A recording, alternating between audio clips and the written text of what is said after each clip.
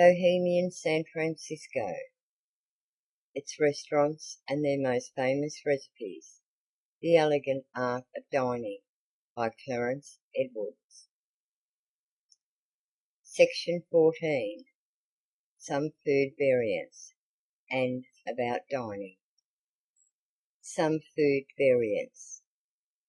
Variants of food preparation sometimes typify nationalities better even than variants of language or clothing.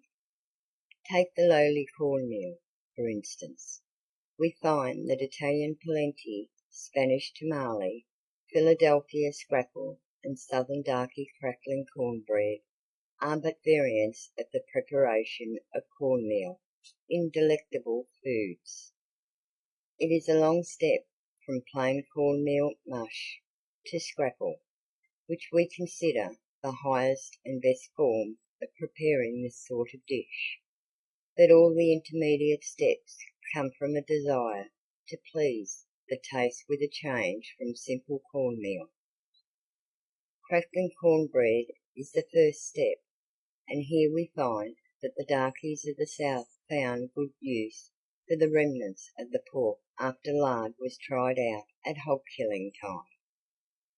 By mixing the cracklings with their cornmeal and making a pone, which they cooked before an open fire on a hoe blade, the first of this being called crackling hoe cake. Good scrapple is one of the finest breakfast dishes that we know during the winter, and when prepared after the recipe given here, it precedes all other forms of serving cornmeal. To mix it properly, one must know the proper values of herbs and condiments, and this recipe is the result of much discriminating study. Modesty prevents us giving it more than the name of scrapple. It is prepared in the following manner, differing from that made in Philadelphia. Scrapple. Take a young pig's head and boil it until the flesh drops from the bones. In water to which has been added 2 good-sized onions, quartered, 5 bruised cloves of garlic, 1 bay leaf, sweet marjoram, thyme, rosemary, a little sage, salt and pepper. Separate the meat from the bones and chop fine. Strain off the liquor and boil with cornmeal, adding the chopped meat. Put in the cornmeal gradually until it makes a stiff mush. Then cook for half an hour with the meat. Put in shallow pans and let cool. To serve, slice about ½ inch thick and fry in olive oil or butter to a light brown. As originally prepared, the tamale was made for conveyance, hence the wrappings of corn husk. This is a Spanish dish, having been brought to this country by the early Spanish explorers, and adopted by the Indian tribes with whom they came in contact. In the genuine tamale, the interior is the sauce and meat that goes with the cornmeal, which is alternately laid with the husks, and when made the ends are tied with fine husk. For meat, chicken, pork, and veal are considered the best. There is also a sweet tamale, made with raisins or preserves. The following recipe for tamales was given us by Luna. Tamales. Boil 1 chicken until the meat comes from the bones. Chop the meat fine and moisten it with the liquor in which it was boiled. Boil 6 large chili peppers in a little water until cooked so they can be strained through a fine strainer, and add to this the chopped chicken, with salt to taste and a little chopped parsley. Take cornmeal and work into it a lump of butter the size of an egg, adding boiling water and working constantly until it makes a paste the consistency of biscuit dough. Have ready a pile of the soft inner husks of green corn, and on each husk spread a lump of dough the size of a walnut. Into a flat cake covering the husk. In the centre of the dough put a teaspoonful of the chopped meat with minced olive. On a large husk put several tablespoonfuls of chopped meat with olives. Roll this together and lay on them other husks until the tamale is of the size desired. Tie the ends together with strips of fine husk and put in boiling water for 20 minutes. Either veal or pork may be used instead of chicken. Polenti, properly prepared, is a dish that requires much labour and scarcely repays for the time and exertion spent in its making. It differs from scrapple in that the ingredients are mixed in a sauce and poured over the mush, instead of being mixed in the meal. In the new Buon Gusto restaurant in Broadway, they cook polenti to perfection, and when it is served with cioppino, it leaves nothing to be desired. This is the recipe. Polenti. For the gravy, make a little broth with veal bone, a small piece of beef, a pig's foot, neck, feet and gizzard of chicken. In a separate kettle, cook in hot oil 1 sliced onion, 1 clove of garlic, a little parsley, 1 bell pepper, 1 tomato, a small piece of celery, and a carrot. Cook until soft and then add this to the broth with a few dried mushrooms. Cook slowly for 30 minutes and then strain. For the mush, boil cornmeal until it is thoroughly done and then cool it until it can be cut in slices for frying. Mix butter and olive oil and heat in a frying pan, and into this put the slices of cornmeal, frying to a light brown. Place the fried cornmeal in a platter in layers, sprinkling each with grated Parmesan cheese, salt and pepper. Take parsley and 1 clove of garlic chopped fine and a can of French mushrooms cut in quarters, and fry in butter. Then add enough gravy to pour over the fried cornmeal. Place this in an oven for a few minutes, then serve.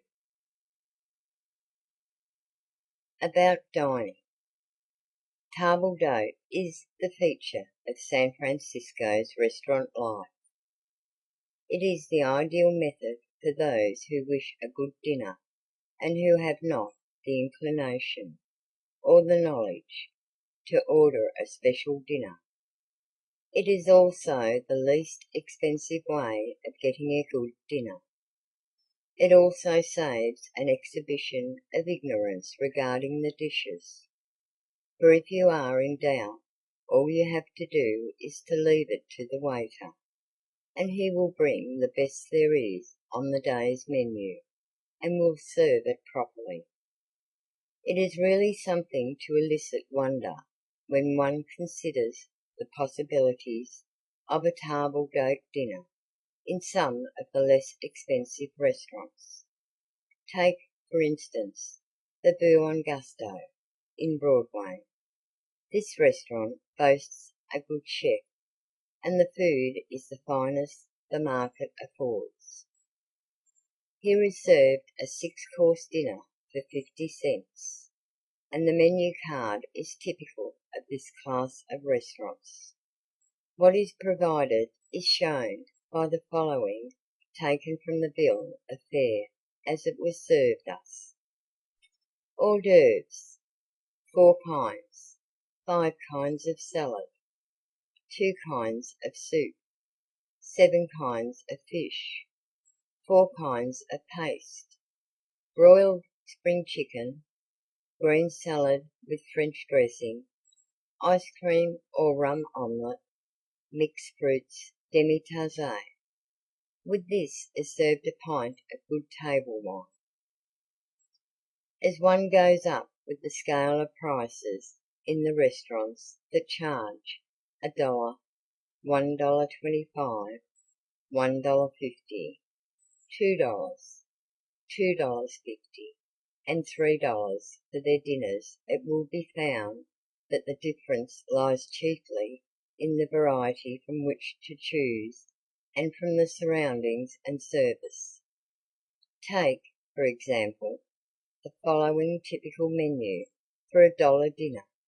Serve at the Fior d'Italia and compare it with the 50-cent dinner just mentioned.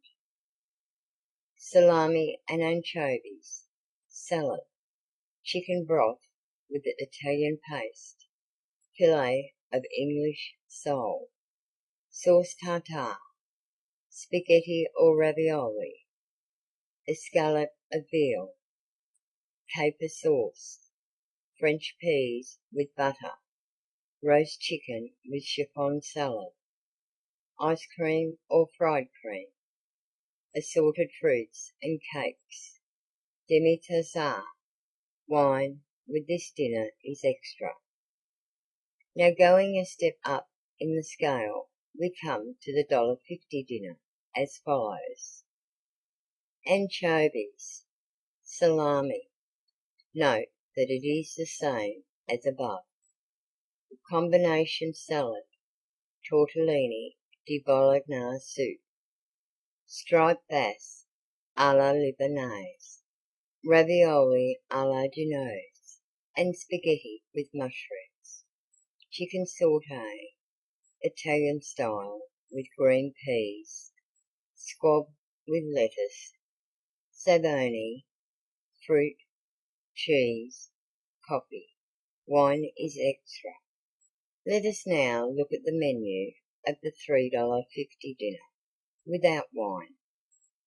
Pâté de foie gras, truffles on toast, salad, olives, Alice Falstaff, Italian ham, prosciutto, soup, semino italiano with brode di capone, pompano alla papalotti, tortellini with fungi, a funghetto, fritto misto, spring chicken sauté, carciofi all'inferno, capretto al forno con insalata, omelette celestine, fruit, cheese, and black coffee. This dinner must be ordered 3 days in advance. These menus will give a good idea of the different classes of dinners that can be obtained. Between our dinners to suit all tastes and pocketbooks. If you wish to go beyond these, there is no limit except the amount of money you have. If but the food value be taken into consideration, then one will be as well pleased with the 50-cent dinner as he will be at the higher priced meals. But if light and music and brilliant surroundings are desired, then one must pay for them as well as for the meal he eats. All of the restaurants mentioned serve good table d'hôte dinners, giving an astonishing variety of foods for the money, and it is all cooked and served in a manner that leaves nothing to be desired. As before mentioned, if you wish a table d'hôte dinner composed entirely of seafood, you can get it at the Shellfish Grotto for $1. A good rule to follow when dining at any of the restaurants is, when in doubt, order a table d'hote dinner. You will always get a good meal, for the least outlay of money and least expenditure of thought.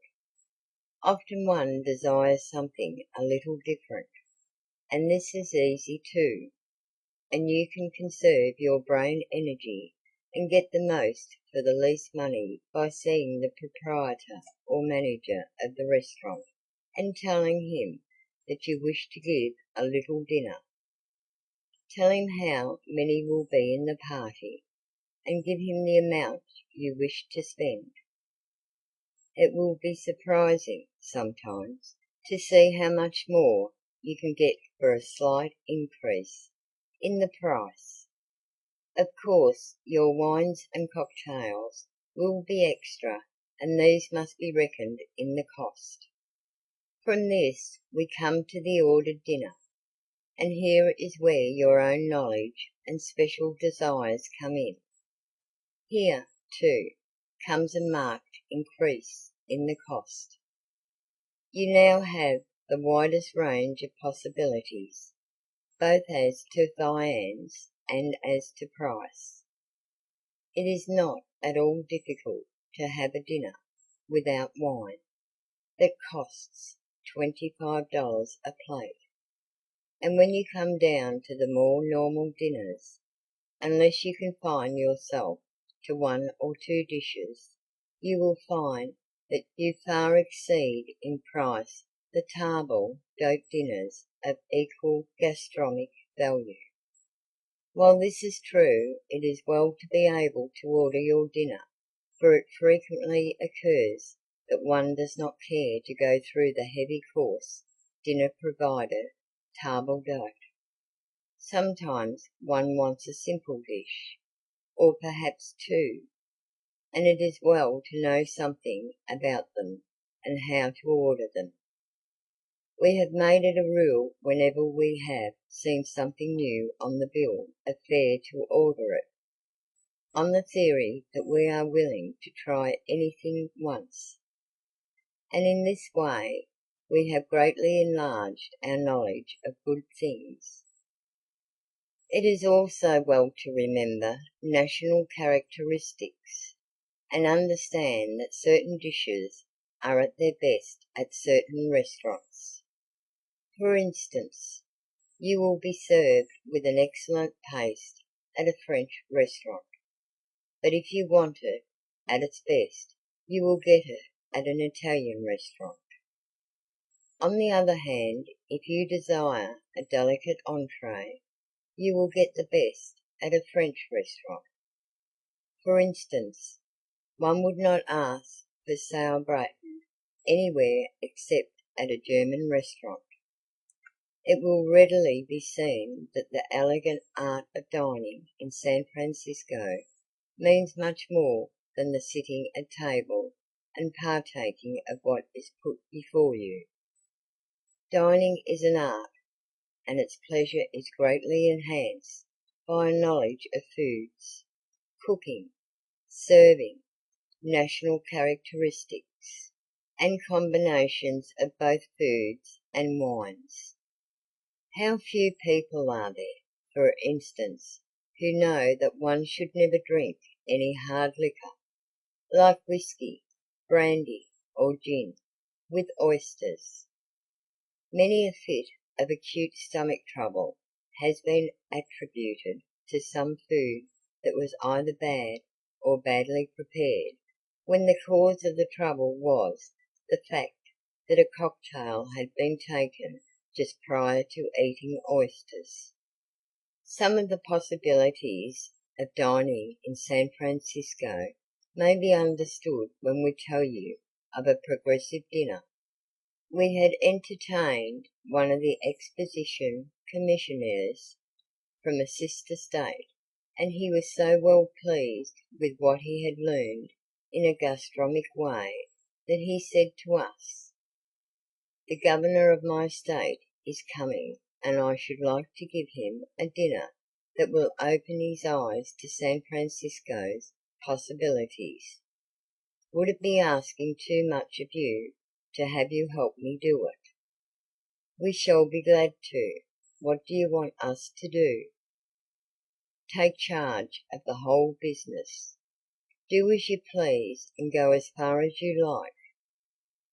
That is a wide order, General. What is the limit of price, and how many will be in the party? Just 6.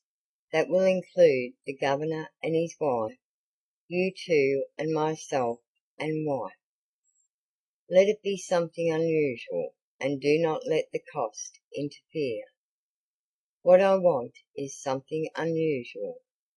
It has been told us that when the governor got back home, he tried to tell some of his friends about that dinner, but they told him he had acquired the California habit of talking wide.